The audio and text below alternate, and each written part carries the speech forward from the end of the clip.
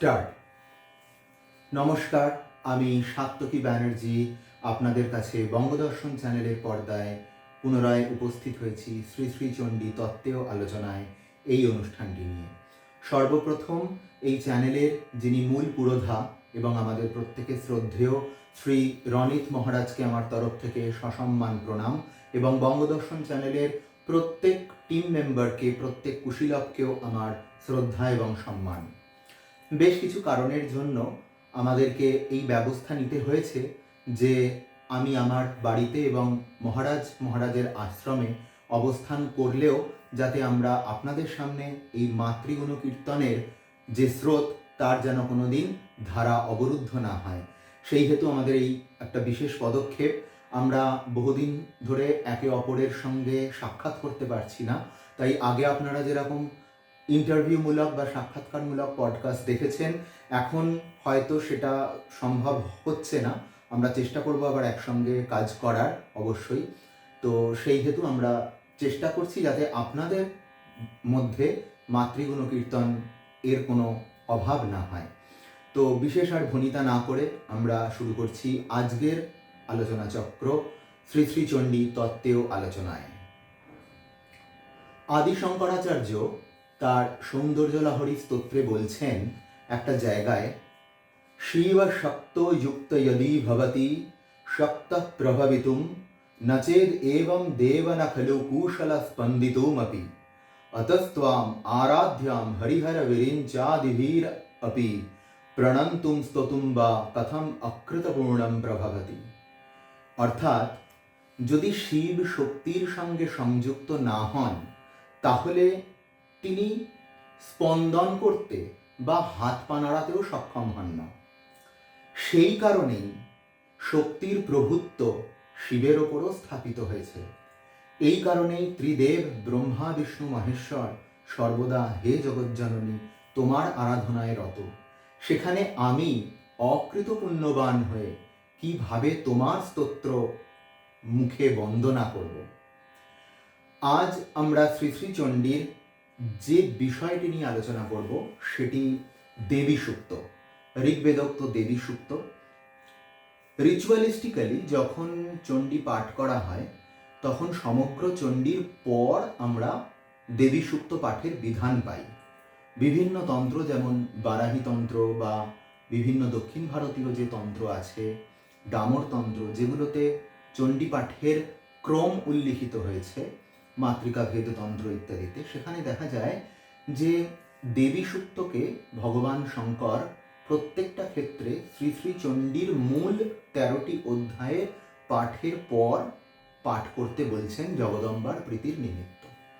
তো এখানে প্রশ্ন এসে যায় যে আমরা এর আগের দুটো এপিসোডে শ্রী শ্রী চণ্ডীর শুধুমাত্র মন্ত্র এবং তার একটা ইন্ট্রোডাক্টরি পরিচয় বা ইন্ট্রোডাক্টরি কিছু কথাবার্তা বলার পর আমরা দুম করে একদম দেবী সূক্তে কেন চলে আসছি, আমরা কেন পাঠের যে ক্রম সেই অনুযায়ী কেন আলোচনা করছি না। এক্ষেত্রে এটা বলতেই হয় যে শ্রী শ্রী চণ্ডীর মূল সারভূত অংশ দেবী সূক্ত, ঋগ্বেদের যে বৈদিক দেবী সূক্ত। এখানে বৈদিক কথাটা ইউজ করছি তার কারণ তান্ত্রিক দেবী সূক্ত বলেও আরেকটি সূক্ত আমাদের শাস্ত্রে উল্লিখিত আছে, যেটা শ্রী শ্রী চণ্ডীরই অন্তর্গত। যথাসময় আমরা সেটা নিয়ে আলোচনা করব। তো এই যে দেবী সূক্ত, আমরা প্রত্যেকেই যখন প্রত্যেক বছর মহালয়া অমাবস্যার দিনে যখন বীরেন্দ্রকৃষ্ণ ভদ্রের মহিষাসুরমর্দিনী হয়, সেখানে আমরা শুনতে পাই ওনার ধারাভাষ্য পাঠে যে তিনি বলছেন, এই মহাদেবী ঋক মন্ত্রে ঘোষণা করলেন আত্মপরিচয়। তারপরে সমবেত কণ্ঠে এই দেবী সূক্ত গীত হয়। তো এই যে কথাটা দেবীর আত্মপরিচয়, যে দেবী কে, এইটি জানার জন্য আমাদের কিন্তু দেবী সূক্তের পাঠ বা দেবী সূক্তের অনুধ্যান ভীষণভাবে প্রয়োজনীয়। আমরা চণ্ডীতে তো দেবী কে, দেবীর কি স্বভাব, তিনি কিভাবে উৎপন্ন হচ্ছেন, কিভাবে ক্রিয়া করছেন, সব জানব। কিন্তু তার আগে ছোট করে যদি দেবী সম্বন্ধে আমাদের একটা ঠিকঠাক অ্যাকাউন্ট মাথায় নিতে হয়, সেই ক্ষেত্রে আমাদের কিন্তু দেবী সূক্তই একমাত্র পথ। এই কথাটা মাথায় রেখে আমরা শ্রী শ্রী চণ্ডীর যখন বিশদ আলোচনা করছি, সেই হেতু আমরা মনে করলাম যে চণ্ডীর তত্ত্বগত পরিচয় দেওয়ার পর দেবী সূক্তের আলোচনাই শ্রেয় হবে। তো আসুন আমরা দেবী সূক্ত নিয়ে আলোচনা করি। এখানে দেবী সূক্ত ঋগ্বেদের দশম মণ্ডলের দশম অনুবাদ এবং 125 নম্বর সূক্ত। আমরা দেবী সূক্তের প্রত্যেকটা শ্লোক আস্তে আস্তে ধরে ধরে চেষ্টা করব আলোচনা করার, যত দূর করা যায়, তার কারণ এটা একটা বিশাল বড় এবং গূঢ় বিষয়। তো মন্ত্রশাস্ত্রের ক্ষেত্রে যেমন এর আগের দিনও বলা হয়েছিল যে প্রত্যেক মন্ত্রের একটি বিনিয়োগ থাকে, দেবী সূক্তেরও সেই বিনিয়োগ আছে। তো দেবী সূক্তের বিনিয়োগে বলা হচ্ছে যে বাক অম্ভৃণী ঋষি, মন্ত্রদ্রষ্টা ঋষি হচ্ছেন বাক, আদিশক্তির দেবতা। দ্বিতীয়া জগতি অবশিষ্টানাম ত্রিষ্টুপ ছন্দ, অর্থাৎ এই দেবী সূক্তে 8টি শ্লোক আছে। এই 8টি শ্লোকের মধ্যে দ্বিতীয় যে শ্লোকটি, সেই দ্বিতীয় শ্লোকটি জগতী ছন্দে এবং বাকিগুলো ত্রিষ্টুপ ছন্দে গ্রন্থিত। বাক অম্ভৃণী ঋষি, তিনি এই মন্ত্রের, এই ঋক বেদোক্ত বৈদিক দেবী সূক্তের মন্ত্রদ্রষ্টা ঋষি। এই বাককে বা এই অম্ভৃণীকে বলছেন অম্ভৃণ মুনির বা অম্ভৃণ ঋষির কন্যা বাক। বাক নাম্নী ঋষিকে এখানে অম্ভৃণী বা বাক বলা হয়েছে। অনেক ক্ষেত্রে এটাকে বাক সূক্ত বলা হয়, দেবী সূক্ত না বলে। তো আমরা একটু এই ঋষির সম্বন্ধে একটু জানার চেষ্টা করি যে বাক ঋষি। দেখুন কত সুন্দর ব্যাপারগুলো। অম্ভৃণ মুনির কন্যা বাক, ব্রহ্মবিদুষী বাক, তিনি নিজ আত্মাকে অনুভব করে যে কথাগুলো বলেছেন সেইটি ঋগ্বেদে দেবী সূক্ত রূপে খ্যাত হয়ে আছে। আমরা এর আগের দিন আলোচনা করেছিলাম, আগের এপিসোডে, যে শ্রী শ্রী চণ্ডী সম্পূর্ণ অদ্বৈতবাদের ওপর দাঁড়িয়ে আছে। আমাদের মধ্যে, প্রত্যেকের মধ্যে যে ব্রহ্ম বর্তমান, যে আত্মা বর্তমান, তার অন্বেষণই শ্রী শ্রী চণ্ডী আমাদের করতে শেখায়। সেই জায়গায় দাঁড়িয়ে এই দেবী সূক্তের ঋষি যিনি, তিনি নিজ আত্মাকে জগদম্বার সঙ্গে বা জগদীশ্বরের সঙ্গে, কারণ তিনি নির্লিপ্ত, পরমাত্মা নির্লিঙ্গ নির্লিপ্ত, তার সঙ্গে একাত্ম অনুভব করে যে কথাগুলি বলেছেন সেইটি কিন্তু দেবী সূক্ত রূপে খ্যাত হয়ে আছে। যেমন মহাভারতের যুদ্ধের সময় শ্রীকৃষ্ণ গীতা বলেছেন, অর্জুন শুনেছে 18টা অধ্যায়। যুদ্ধ শেষ হবার পর যখন রাজ্যপাট চলছে, তখন অর্জুন কৃষ্ণের কাছে আবার প্রশ্ন করেছে যে আচ্ছা, তুমি যে আমাকে গীতা বলেছিলে, আমি তো তখন শুনেছি সবটা, এখন একটু একটু ভুলে গেছি, আমাকে আর একবার বলবে? শ্রীকৃষ্ণ বলছেন বলা সম্ভব নয়। অর্জুন বলছে কেন না, তো শ্রীকৃষ্ণ উত্তর দিচ্ছেন যে তখন আমি যোগযুক্ত হয়ে বলেছিলাম। অর্থাৎ সেই সময় নরদেহ ধারণকারী শ্রীকৃষ্ণ, তিনি নিজের যে পূর্ণ সত্তা, পূর্ণ ব্রহ্ম নারায়ণ সত্তা, তার সঙ্গে একীভূত হয়ে দ্বিতীয় অধ্যায়ে যেখান থেকে তিনি কথা বলা শুরু করেছিলেন, সেইখান থেকে শুরু করে অষ্টাদশ অধ্যায় পর্যন্ত যা বলেছেন টোটালটা যোগযুক্ত অবস্থায় বলেছেন। এই যে যোগযুক্ত অবস্থায় বলা, আমার সঙ্গে তার প্রভেদ নেই, এই অনুভব করে বাক অম্ভৃণী ঋষি যা বলেছেন, যা ব্যক্ত করেছেন, সেটি কিন্তু দেবী সূক্ত। ব্যক্ত হয়েছে একজন পৃথিবীর নারীর মুখ দিয়ে, কিন্তু তাতে আর জগন্মাতায় সেই মুহূর্তে কোনো ভেদ নেই। সেই কারণে এটি দেবীর আত্মপরিচয় দানের একটি বিশেষ পরাকাষ্ঠার দাবি রাখে। তো এইখানে দেবী সূক্তের ক্ষেত্রে আমরা আস্তে আস্তে শ্লোক ধরে বিচার করব। তার আগে একটা কথা একটু বলে নিলে বোধহয় অত্যুক্তি করা হবে না, যে এই যে ঋষির নাম বাক, এই বাক ঋষি কেন বাক? বাক মানে কি? কথা। এই কথার কত রকম ভেদ হতে পারে, এই কথা কত ধরনের হয়, সেই সমস্ত কিছুগুলো যখন আমরা একটু আলোচনা করব, আমরা দেখব যে কত সুন্দরভাবে ঋষির নামটিও কি সুন্দরভাবে সমাপতিত হয়ে যাচ্ছে এই সূক্তের সঙ্গে, সূক্তের বক্তব্যের সঙ্গে। সাধারণত বাককে 4টে ভাগে ভাগ করা হয়েছে: পরা, পশ্যন্তি, মধ্যমা এবং বৈখরী। এই যে পরা, পশ্যন্তি, মধ্যমা এবং বৈখরী, এর মধ্যে পরা বাক হচ্ছে সর্বপ্রথম স্তর। এই সর্বপ্রথম যে স্তর, এই পরা বাকই হচ্ছে সেই আদ্যাশক্তি, সেই বিমর্ষ শক্তি। আমরা যখন কথা বলি, আমাদের মধ্যে এই 4টে কথা, 4টে ভাগের যে কথা আমাদের ভেতরে, এগুলো অনুরণিত হয়, আমরা বুঝতে পারি না। আপনি কোনো একটা কিছু বা আমি কোনো একটা কিছু বলার আগে সেটা চিন্তা করি, সেটা প্রথমে একটা শক্তি অবস্থায় থাকে, শক্তি ফর্মে থাকে, তারপর সেটা আস্তে আস্তে একটা রূপ পায়, তারপর সেটা শব্দের মাধ্যমে বাইরে প্রকাশিত হয়। যখন বাইরে প্রকাশিত হয় তখন সেটাকে আমরা বৈখরী বলি। মাঝখানে এই যে পরা, পশ্যন্তি, মধ্যমা এবং বৈখরী 4টি স্টেজ আছে, তার মধ্যে এই যে পূর্ণাহন্তা অর্থাৎ আমি এবং তিনি এক, এই অবস্থাটা হচ্ছে পরাবাক। এই পরাবাকের পরবর্তী স্টেজ হচ্ছে পশ্যন্তি, পরাবাকের পরবর্তী অবস্থা। এখনো পর্যন্ত শব্দ উচ্চারিতই হয়নি। পরাবাকে সমস্ত ধ্যান ধারণা বিকল্প রহিত একটা চৈতন্য অবস্থা, পরাশক্তির অবস্থা, যেখান থেকে প্রথম শব্দ উচ্চারিত হবে। তারপরে আসছে পশ্যন্তি, পরাবাকের পরবর্তী স্টেজ।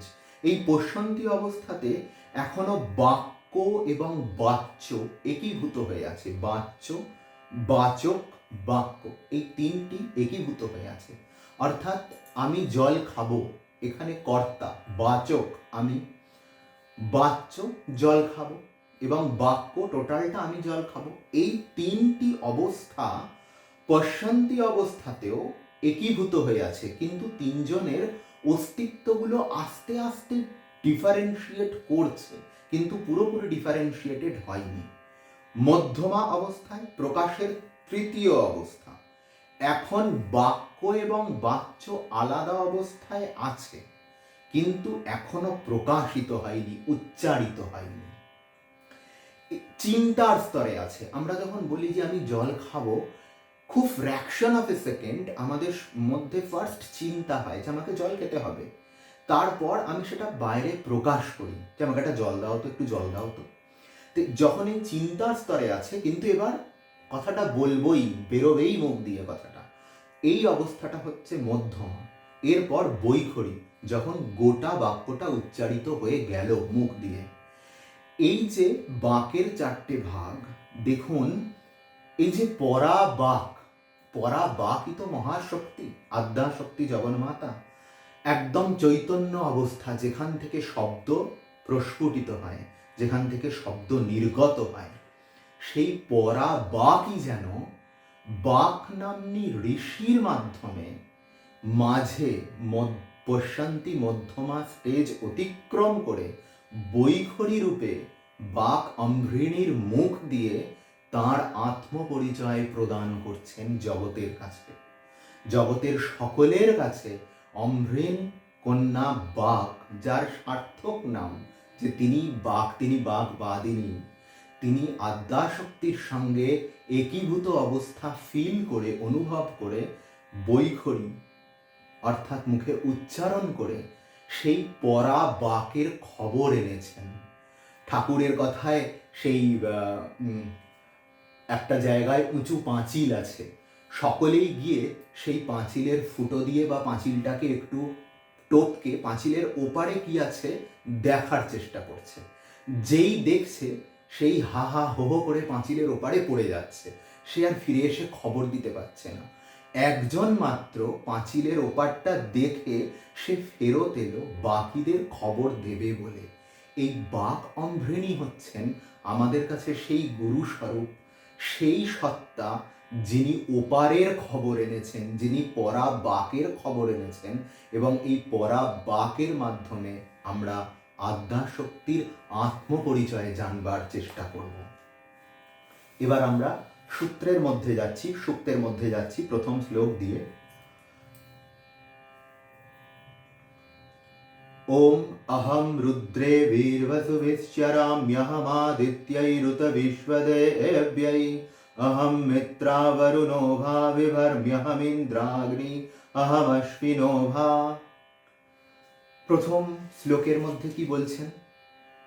আমি, এখানে আমি বলতে বাকম্ভৃণী ঋষি তার নিজের কথা বলছেন না, তার ক্ষুদ্র আমির কথা বলছেন না, তার ইন্ডিভিজুয়াল আই কনসাসনেসের কথা বলছেন না, তিনি বলছেন সুপার আই কনসাসনেসের কথা। অর্থাৎ তিনি এবং জগন্মাতা তখন এক। এই অবস্থায় জগন্মাতাই পরা বাকি বৈখরী রূপে অম্ভৃণের মাধ্যমে তার আত্মপরিচয় দান করছেন। এখানে যতবার আমি কথা আসবে, এই আমি বা অহমের মধ্যে আমরা যেন কখনোই ব্যক্তি বাককে না ভাবি। আমরা এখানে সর্বদা জগন্মাতাকে চিন্তা করব, আদ্যাশক্তি আত্মবিমর্শিনী তত্ত্বকে চিন্তা করব। তো তিনি বলছেন, আমি একাদশ রুদ্র, অষ্টবসু, দ্বাদশ আদিত্য এবং বিশ্ব দেবতা রূপে বিচরণ করি। আমি মিত্র এবং বরুণ উভয়কে ধারণ করি। আমি ইন্দ্র এবং অগ্নি এবং অশ্বিনী কুমার দ্বয়কে ধারণ করি। দেখুন, এই যে ধারণ করি বা আমি এই হয়েছি, এই অষ্টবসু, একাদশ রুদ্র, অশ্বিনী কুমার দ্বয়, দ্বাদশ আদিত্য, ইন্দ্র, অগ্নি, মিত্র, বরুণ, এই সমস্ত রূপে আমি বিচরণ করছি, আমি অবস্থান করছি। এই কথাগুলোর অর্থ আমরা দেখব। আচ্ছা, একটা গল্পের মাধ্যমে বোঝাই। গীতায় ভগবান যখন পরপর অধ্যায় বলছেন, তখন নবম অধ্যায় রাজবিদ্যা রাজগুহ্য যোগের পর অর্জুনের চৈতন্য হয়েছে। অর্জুন বলছে যে বাবা, তাহলে আমার সখা, যাকে আমি এতদিন ধরে আমার রথ চালানো করিয়েছি, কত উপহাস করেছি, তাহলে সে স্বয়ং ভগবান। কারণ রাজবিদ্যা রাজগুহ্য যোগে ভগবান অবতার তত্ত্ব ব্যাখ্যা করেছেন। সেখানে তিনি ডিরেক্ট বলছেন যে আমি অবতীর্ণ ভগবান, তোমরা আমার চিন্তা করো, অব্যক্তের চিন্তা করো না।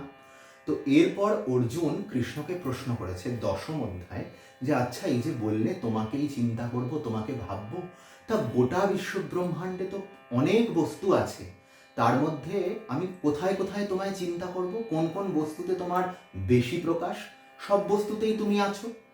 তখন কৃষ্ণ একটি একটি করে বলছেন, যেমন নদীকূলের মধ্যে আমি গঙ্গা, পর্বতকূলের মধ্যে আমি হিমালয়, বৃক্ষকুলের মধ্যে আমি অশ্বত্থ, এরকম বলছেন। লাস্টে গিয়ে কৃষ্ণ বলছেন যে অর্জুন, বেশি আর কি বলবো, এই জগতে ব্রহ্মাণ্ডে যা দেখতে পাও তা আমার 4 ভাগের 1 ভাগ মাত্র, আমার বাকি 3 ভাগ অব্যক্ত।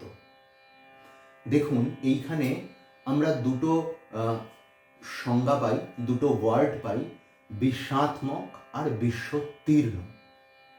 অর্থাৎ এই যে পরব্রহ্ম বা আদ্যাশক্তি, যাই বলি না কেন, তিনি আস্তে আস্তে জগৎ রূপে প্রকাশিত হচ্ছেন। এবার তিনি যে জগৎ রূপে প্রকাশিত হচ্ছেন, তিনি জগৎ রূপে প্রকাশিত হয়ে কি ফুরিয়ে যাচ্ছেন?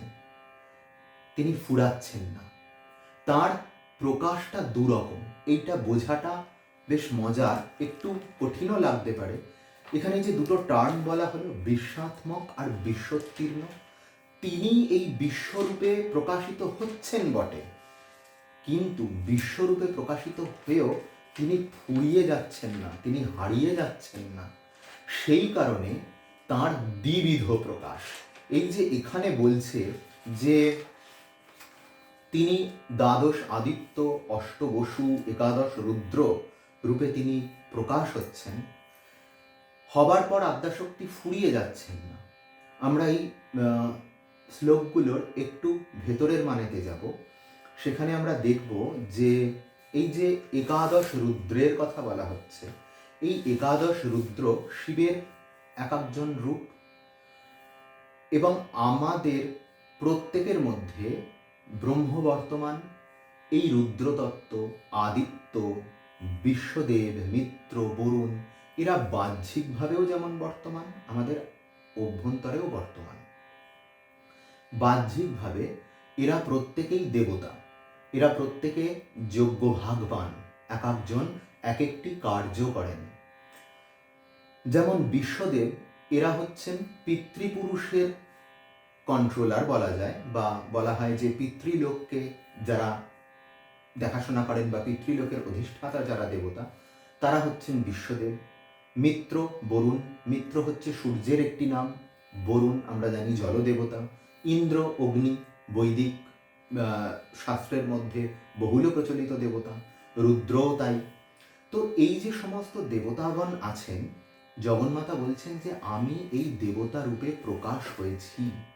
এখন এই যে দেবতা রূপে প্রকাশ হওয়া, এর ব্যাপারটা ঠিক কিরকম? এই যে একাদশ রুদ্র, এই একাদশ রুদ্র বাহ্যিকভাবে যেমন অবস্থান করেন, আমরা তাদের নামগুলো একবার দেখে নিই যে একাদশ রুদ্র কাকে কাকে বলা হয়। এই একাদশ রুদ্র হচ্ছেন আমাদের শাস্ত্রের মধ্যে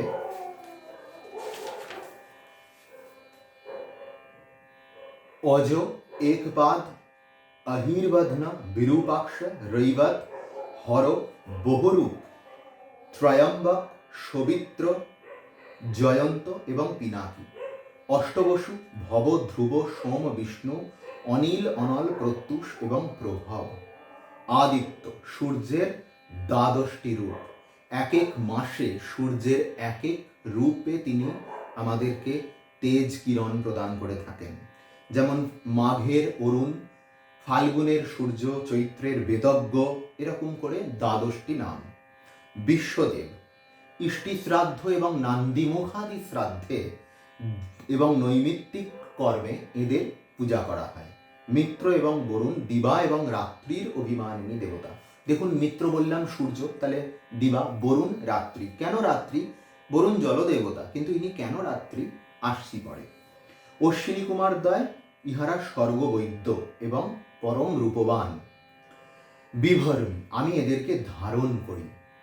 এবার দেখুন, আমাদের মধ্যে এই প্রত্যেকটা দেবতা বা প্রত্যেকটা দেবতার যে তত্ত্ব বা কোয়ালিটি, সমস্ত কিছু বর্তমান আছে।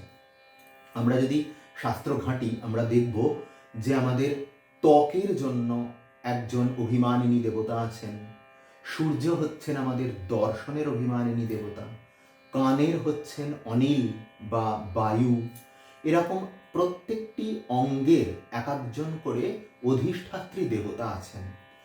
যাহা আছে ব্রহ্মাণ্ডে, তাহাই আছে দেহভাণ্ডে। তো আমরা যেহেতু এটা অদ্বৈতবাদের আলোকে আলোচনা করব বলে ভেবে রেখেছি, তাই আমাদের একটু এই দিকে এইভাবে চিন্তা করা উচিত। একাদশ রুদ্র কারা? শাস্ত্র বলছে রোদয়তি সর্বম অন্তকালে ইতি রুদ্র। যিনি সকলকে অন্তকালে রোদন করান বা কাঁদান, তিনি হচ্ছেন রুদ্র।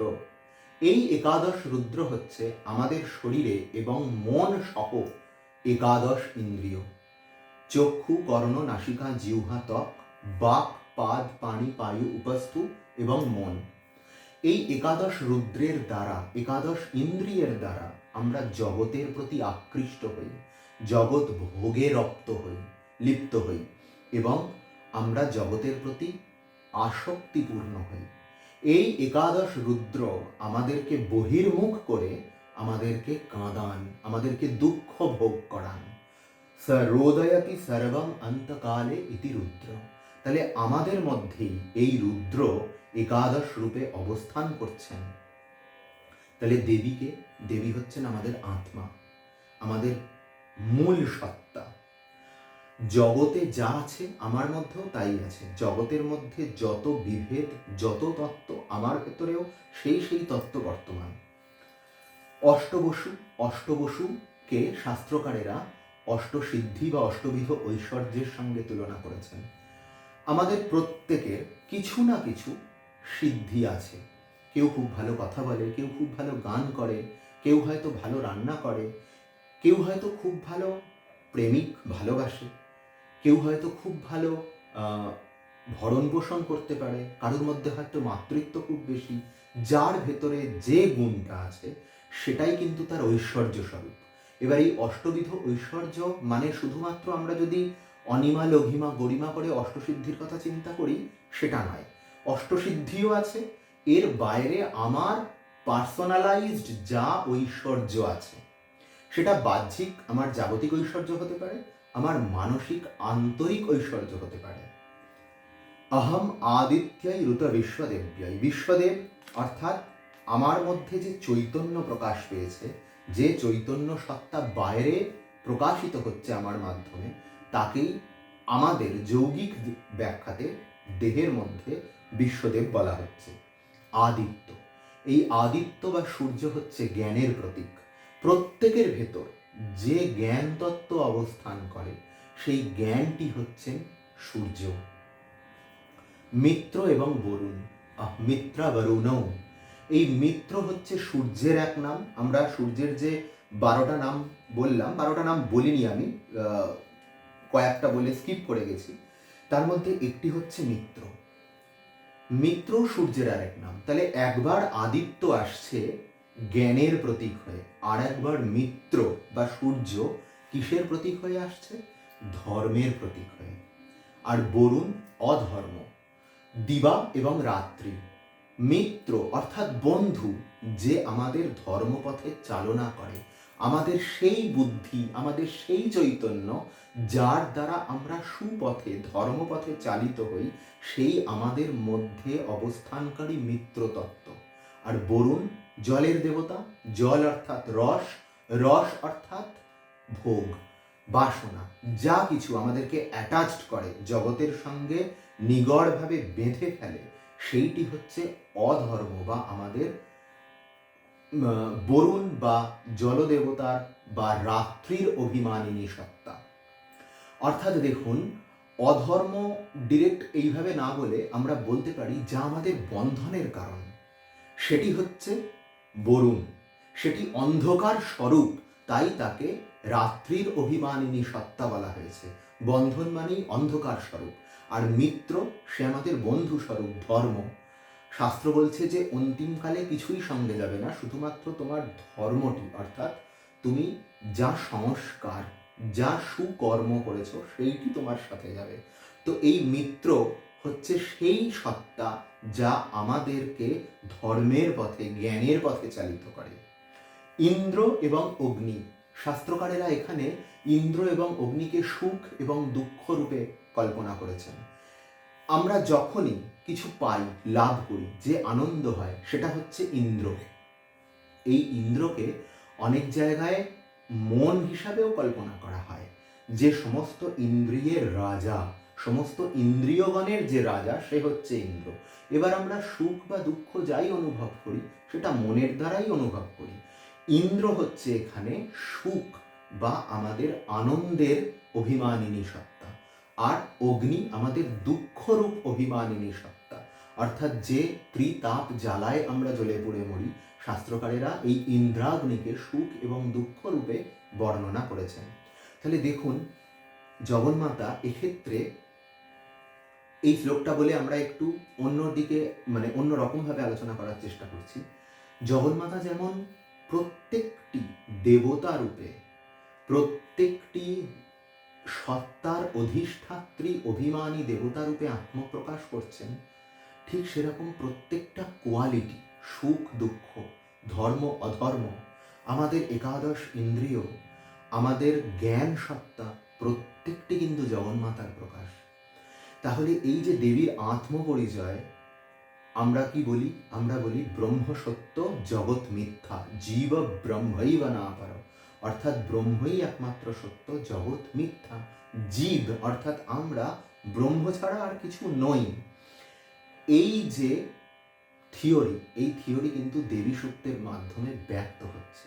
এই জগন্মাতা যিনি বলছেন যে আমি এইগুলোকে ধারণ করি, বা আমি এদেরকে সৃষ্টি করি, বা আমি এই রূপে প্রকাশিত হই, অর্থাৎ ব্রহ্ম ভিন্ন আর কিছুই নেই। আমরা যদি অন্য শাস্ত্রের আলোকে দেখতে যাই, একটু দেখব সেক্ষেত্রে প্রত্যভিজ্ঞা দর্শনে জগৎকে 36টি তত্ত্বে ভাঙা হয়েছে। সেই 36 তত্ত্বের মধ্যে সর্বাপেক্ষা উচ্চতম তত্ত্ব হচ্ছে শিব। আমরা এখানে শাক্ত শাস্ত্র পড়ছি চণ্ডী, এক্ষেত্রে সর্বাপেক্ষা উচ্চতর তত্ত্ব শক্তি। শৈব শাক্তের ক্ষেত্রে শিব, বৈষ্ণব তত্ত্বের ক্ষেত্রে শাস্ত্রের ক্ষেত্রে বিষ্ণু। মূল সত্তা একই, আমরা তাকে যে নাম বা রূপেই ডেকে থাকি না কেন। আমরা যদি সেই প্রত্যভিজ্ঞা দর্শনের 36 তত্ত্বাত্মক জগতের হিসেবটা দেখি, তাহলে আমরা দেখব যে সেখানে যে 36টি তত্ত্ব আছে, সেই 36টি তত্ত্ব স্টেপ ওয়াইজ পর অতিক্রম করে করে স্বয়ং শিব বা আদ্যাশক্তি, যাই বলি না কেন, বা ব্রহ্ম, তিনি এই জগৎ রূপে অবতরণ করেছেন। তিনি ভুলে যাচ্ছেন, যত অবতরণ করছেন তিনি তত তার স্বরূপ ভুলে যাচ্ছেন। এই ভুলে যাওয়া, কিভাবে তিনি ভুলে যান, কোন কোন তত্ত্ব এসে সমাবিষ্ট হয়, আমরা চেষ্টা করব যতদূর সম্ভব আলোচনা করার। দ্বিতীয় শ্লোকে কি বলছেন? অহম সোমমান অহসম বিভর্মিহম ত্বষ্টারমুতপূষণম ভগম অহম দদামি দ্রবিড়ম হবিষ্মতে সুপ্রাব্যে যজমানায় সুনিমতে। অর্থাৎ কি না, আমি শত্রুনাশকারী সোমদেবকে ধারণ করি, আমি ত্বষ্টা, আমি পূষা এবং ভগদেবকেও ধারণ করি। হবি সমন্বিত দেবগণের তৃপ্তি সাধনকারী এবং সোমরস প্রস্তুতকারী যজমানকে আমি যোগ্য ফল দিয়ে থাকি। অহম সোমমান অহসম আহনস সোমম বিভর্মি। আহনস সোম বা সোম কি? সোমের এরা অর্থ হচ্ছে চন্দ্র। এই চন্দ্রও কিন্তু আমাদের মনের অভিমানী দেবতা। বিভিন্ন শাস্ত্রে, বিশেষত জ্যোতিষে, চন্দ্রকে মনের কারক হিসাবে রিপ্রেজেন্ট করা হয়। তো মা বলছেন এখানে যে অহম সোমমান আহসম আহনসম সোমম। আহনস মানে হচ্ছে হিংসা। এই হিংসা মানে কি? খুন করা না। যে মন আমাদেরকে জীব ভাবতে শেখায়, আমি তো মানুষ, আমার দ্বারা কিছু হবে না, আমি ক্ষুদ্র, আমার এটুকুই সামর্থ্য, এই মন আমাদেরকে কাঁদায়। এটি রুদ্রদত্ত।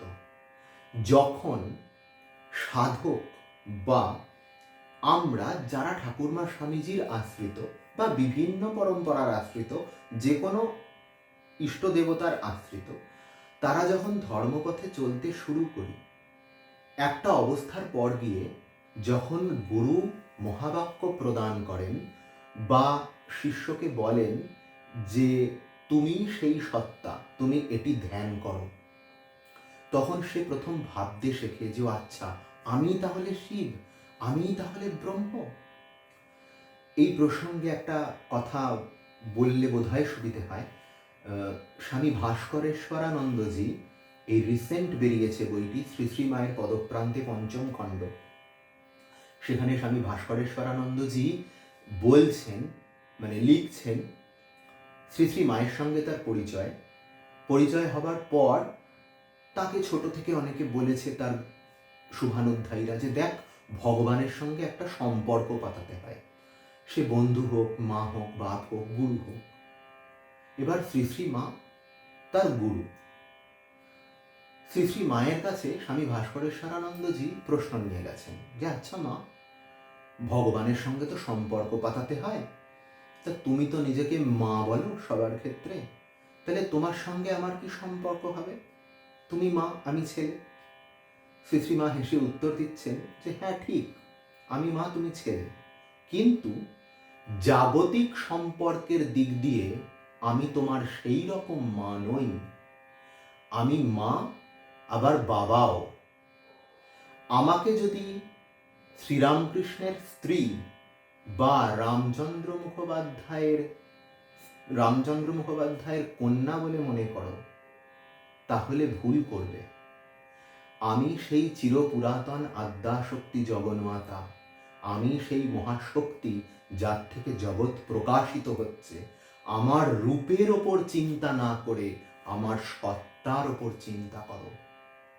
দেখুন এখানে বাক অমৃণী তিনি যেমন দেবী সুক্ত বলছেন, আমাদের শ্রী শ্রী মাও কিন্তু তার মুখ দিয়ে দেবী সুক্ত উদ্ঘোষণ করে গেছেন। আমরা হয়তো বুঝতে পারি না বা বুঝতে পারি। তো এই যে গুরু রূপে মা বলছেন যে আমি সেই চিরপুরাতন আদ্যা শক্তি জগন্মাতা, আমার রূপের ওপর ধ্যান না করে আমার সত্তার ওপর ধ্যান করো। এটি যখন একজন শিষ্য বা একজন নভিস সাধক ধর্মপথে যে আছে তাকে যখন তার গুরু বলে দেন যে দেখ তুই কিন্তু সেই ব্রহ্ম, তুই এটা চিন্তা করবি, তখন সে নিজের মনকে এইভাবে ট্রেন্ড করে যে আচ্ছা আমি তাহলে শুধুমাত্র ক্ষুদ্র মানুষ নই, আমি শুধু পড়ে পড়ে মার খাওয়ার জন্য আসিনি, আমিও তাহলে সর্বশক্তিমানের অংশ। শৃণ্বন্তু বিশ্বে অমৃতস্য পুত্রা, তা আমিও সেই অমৃতের পুত্র। এই অবস্থায় যে মন তাকে কাঁদাতো, যে মন তাকে জগতের সঙ্গে নিগড় অ্যাটাচমেন্টে বেঁধে ফেলতো, সেই মন তার জীব ভাবের প্রতি হিংস্র হয়েছে যে না তুই এত ক্ষুদ্র নস, তোর দ্বারা অনেক বড় কাজ সম্ভব, তুই পরম তত্ত্বকে উপলব্ধি করতে সক্ষম। এই যে নিজের জীব ভাবের প্রতি হিংস্র মনোভাব নিয়ে যে মন পরম তত্ত্বের অনুসন্ধানী হয়, সেই মন হচ্ছে আহনস সোম। এবং আমরা গিয়ে দেখব পরবর্তীকালে যে এই আহনস সোম থেকে সিংহের উৎপত্তি। সিংহ ভগবতীর বাহন। সিংহ অর্থাৎ যে নিজের জীব ভাবের প্রতি হিংস্র, যে আমি ক্ষুদ্র নই, আমার দ্বারা সব সম্ভব। স্বামীজি বলছেন যে কোনো কিছু তোমার দ্বারা অসম্ভব এই চিন্তা করবে না। তো এই হচ্ছে ঠিক সিংহের গর্জন। তো আমরা যদি এইভাবে নিজেদেরকে ভাবতে পারি, মা বলছেন যে দেখো আমি সেই মন, আমি সেই রুদ্র যে তোমাকে কাঁদাই, তোমাকে আমি জগতের মধ্যে অ্যাটাচড করি। আবার আমি যখন আহনাস সোম রূপে অর্থাৎ তোমার জীবভাবের প্রতি যখন তোমাকেই হিংস্র করে তুলি, অর্থাৎ তুমি তোমার ক্ষুদ্রত্বকে কেটে ফেলতে চাও, ছেড়ে ফেলতে চাও, ইন্ডিভিজুয়াল আই কনসিয়াসনেস থেকে সুপার আই কনসিয়াসনেসের দিকে চলতে চাও, তখন সেই রুদ্র, সেই মনই সোম হয়ে যায়। সোম চন্দ্র, চন্দ্র অমৃতের অধিকারী, চন্দ্রকে অমৃতের প্রতীক হিসেবেও দেখা হয়। এই কারণে বলা হয় যে চন্দ্র কিরণের দ্বারা পৃথিবীর সমস্ত ঔষধি পরিপুষ্ট হয়। তখন সেই মন, সেই চন্দ্র, সেই অমৃততুল্য মনই কিন্তু আমাদের পরিত্রাণের কারণ হয়। ত্বষ্টারম উত পূষণম ভগম, যে আমি ত্বষ্টা এবং পূষা এবং ভগকেও ধারণ করি। ত্বষ্টা অর্থাৎ বিশ্বকর্মা, যিনি এই বিশ্বকে গঠন করেন, যে চৈতন্য কর্তৃক এই বিশ্ব সৃষ্টি হয়েছে এবং বিধৃত হয়ে আছে, তাকে আমরা বিশ্বকর্মা বা ত্বষ্টা বলে থাকি। এরপর কি বলছেন? পূষণ, সূর্য।